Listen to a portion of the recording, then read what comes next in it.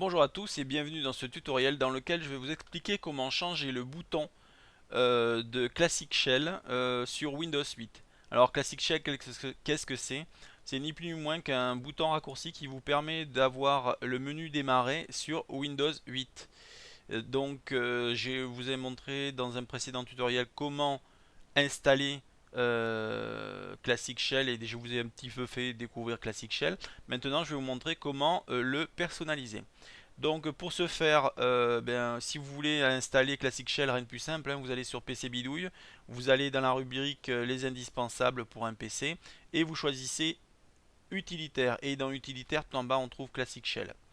Donc maintenant, une fois qu'il est installé, que vous voulez le personnaliser, rien de plus simple, un petit clic droit sur l'icône de Classic Shell, vous faites paramètres. Une fois que vous avez fait ça, vous allez sur Start Bottom. Donc là voilà, je vais aller ici et dans Images, moi je me suis créé des boutons démarrer pour personnaliser mon petit icône. Et là, comme vous pouvez le voir, vous allez voir ce que ça donne. Ici, bizarrement, j'ai fait, regardez, on va grossir un peu, des boutons avec le logo de PC Bidouille. Donc, maintenant, c'est pas compliqué, hein. Je réduis, je retourne ici, je fais un clic droit, donc sur button image, donc je sélectionne normalement par défaut, on est ici sur métro, je viens sur custom et là je clique ici.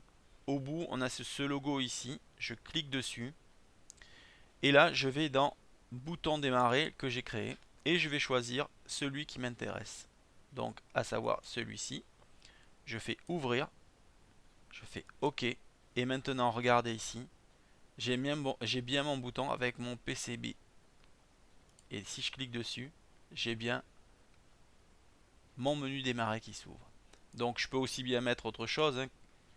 Donc je peux aussi bien mettre le logo de Windows 7. Je fais ouvrir, OK, et là regardez, hop, j'ai Windows 7, le logo de Windows 7. Donc vous voyez, c'est pas super compliqué. Bon, ça demande un petit peu de travail puisqu'il faut se créer ces boutons là ou alors les chercher sur internet.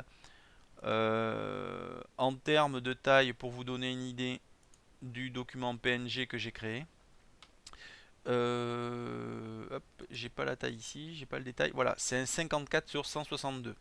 Donc ce que je ferai, s'il y en a qui sont intéressés pour récupérer le Start Bottom avec Windows 7, tout simplement vous me le demandez sur le forum et je le mettrai à votre disposition. Vous n'aurez juste qu'à cliquer sur le bouton, du moins après récupérer, je mettrai un fichier téléchargeable ouvert à tout le monde. Donc demandez-le et je vous le mettrai ou je vous enverrai le lien personnellement.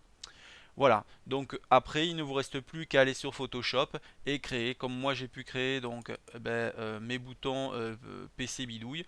Vous pouvez très bien vous créer avec votre logo personnel ou le logo d'un club ou quelque chose que vous avez envie, une tête d'animal comme Angry Bird ou je sais pas moi, un lapin crétin, ce que vous aimez.